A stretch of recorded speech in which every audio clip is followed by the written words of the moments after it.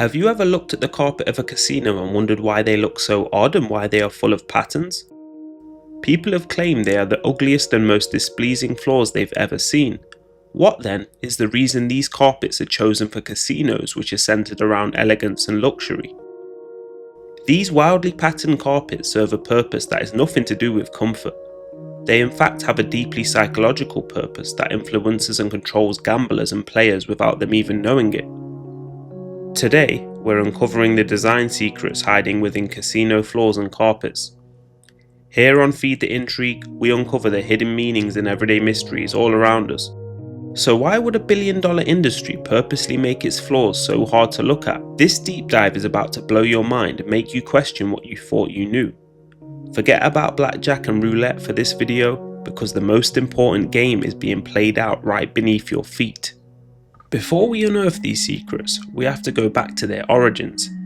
In 1950s Las Vegas, it was still a dusty mirage in the Nevada desert, a cluster of glowing signs, jazz lounges and cocktail bars sprouting from the sand. Back then, the casino wasn't yet the hypnotic labyrinth it is today. It was a novelty, a social experiment, a place where luxury met vice under one roof. Inside, the floors were calm. Wood panels, marble tiles and modest rugs borrowed from hotel lobbies. The kind of decor you'd expect in a fancy restaurant, not a house of luck. But something changed. As the years rolled into the 1960s and 70s, the competition for gamblers' attention intensified. The mob's influence was fading, corporate ownership was rising, and the Strip became a battleground for design. Casinos weren't just selling games anymore, they were selling escapism. Designers began to realize something revolutionary. Every square inch of a casino could be engineered to make people stay longer. The lighting, the scent, the sound of coins hitting metal, all of it could be controlled. And that's when the floor became the frontier of this psychological design. By the time Steve Wynn opened the Mirage in 1989, this philosophy had fully matured. The carpet wasn't just decoration, it was a tool. Companies like Yates Silverman, specialists in casino interiors, began crafting what would become as the casino carpet aesthetic. Patterns so loud they bordered on absurd, colours so bright they glowed under artificial light, designs that twisted, curved and looped like optical illusions. To outsiders it looked chaotic, to insiders it was controlled chaos, a visual trick that made guests feel awake, alert and constantly stimulated. And the floor? The thing you see with every single step, became one of the most effective psychological hooks of all. It was art, science and manipulation rolled into one. It's a detail most people never question, but it's the foundation of a billion-dollar design philosophy, one that starts the moment you look down. So what exactly are the psychological tactics that have been embedded into these carpets in order to influence you? The most important way casino carpets influence movement is by controlling the direction of the gaze. The ugly carpet, with questionable disorientating patterns, serves as a singular primary role, to encourage players to look up rather than down. This technique, which is tried and tested, ensures that visitors remain fully engaged with their game. By creating an unattractive floor, the casino makes patrons less inclined to inspect the poorly lit carpet, an action that would otherwise cause drowsiness, boredom and distraction. Instead, the player's attention is driven upward towards the lights, sounds and games and other players. The intent to rivet attention on the slot machines and table games, ensuring that visitors concentrate more where the action is. The objective is simple, to keep players focused on the activity directly in front of them, limiting their experience to the game and keeping them awake so that they'll spend more money. The practice of controlling a patron's movement in a casino follows a business tradition of directing attention to the place where the transactions occur. This strategy is comparable to the design of grocery stores. In retail settings, the most popular items like milk, eggs and bread are placed at the back of the store, forcing customers to walk past other, less popular items. The simple aim is to make consumers buy more than they originally intended to. The same can be said for casinos. By keeping the attention fixed upward towards the gaming equipment and creating an uncomfortable floor that prevents lingering or relaxing, the casino effectively pushes patrons along the playground, ensuring that their movement is focused on the gaming equipment and the potential for increased spending. As much as the patterns of casino carpets play a key part in the use of influencing players, the use of colour takes this manipulation of casino guests to another level. The vibrant, often clashing colours found in casino carpets are not the result of poor design judgment. They are a strategic choice designed for maximum psychology and practical impact.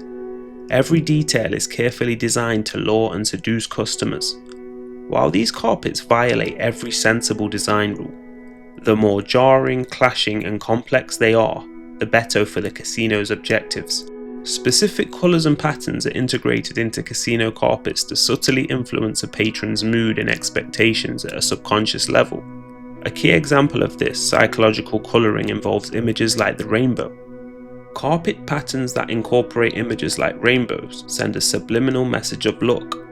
Casino officials have noted that people may not always notice the rainbows in the carpet, but the presence of the design gives them a perception of good luck and a sense of good feeling.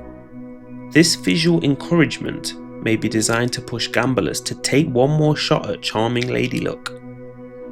The overall colour tones are used to create specific environments. David Schwartz observed the regal tones of Caesar's Palace and the bountiful bouquet colours of Mandalay Place, suggesting the colours are meant to contribute to the environment that whispers "gamble, gamble" just outside the range of consciousness.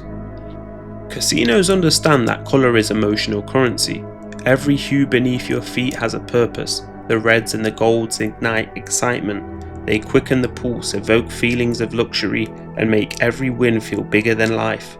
Green and blues, on the other hand, calm the nerves just enough to keep you balanced, preventing burnout after hours of play. Together, these tones create a rhythm of tension and release, excitement followed by comfort, a cycle that keeps you in motion. It's not decoration, it's behavioral design. The carpet becomes a quiet conductor, setting the emotional tempo of the room and subtly nudging you to take one more spin, one more bet, one more chance. Market research plays an important role in selecting every aspect of casino design, including the specific colours used on the floor. Guided by in-depth demographic and geographic research, casino operators tailor colours to regional preferences and psychological triggers. For instance, the selection of green carpets can be highly localised. Gamblers in Boston, USA might react favourably to green carpets because their home team, the Boston Celtics, wears green threads. On the other hand, gamblers in Los Angeles might react negatively to that same colour because green represents their arch rivals. This meticulous process demonstrates that colours are chosen not just for sensory overload, but based on the calculated local preferences. Beyond psychological nudges, colour is a highly practical tool essential for 24-hour casino operations. Busy, bold, swirling and colourful flooring is used primarily to manage the messes which are bound to happen in a high-traffic gaming environment. The highly patterned, busy and colourful flooring makes it easy to disguise spilled drinks, vomit, blood and other stains. Since casinos often operate 24 hours a day, using wild and colourful patterns such as black, purple and aqua allows the establishment to keep up appearances in between cleanings. A plain carpet would not serve this function, as it would easily show dropped cigarettes and spilled drinks. The colour scheme is also engineered to protect revenue. It's no accident that colours like blacks, reds and greens are popular choices on these carpets. These specific colours match those of casino chip stacks, making drop chips hard to spot on the floor, since players who are excited and intoxicated may not notice when they drop chips. This strategic use of colour can be a big money maker for casinos. As casinos have evolved over the years, so have the floors beneath them. Casinos don't look the way they used to. Gone are the neon jungles, the psychedelic carpets, the dizzying mosaics of red and gold.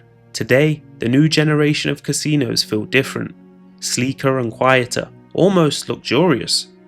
Polished marble floors with soft lighting, muted palettes that whisper exclusive. It's a new aesthetic but with the same old philosophy. Designers now speak in tones of understated sophistication, but hidden in every curve of tile, every subtle texture and every lighting reflection is the same psychological choreography. The patterns may be calmer but they still guide you. They still lead you past tables, towards lounges, towards the slot machines. It's a quiet evolution, the same old manipulation wrapped in design minimalism. Make no mistake, they're still designed to do the same thing, to keep you engaged, to keep you inside, to keep you spending. The noise is gone, but the influence still lingers quietly beneath every step of yours. The casino no longer has to shout, it only has to whisper, and the floor still knows exactly what to say.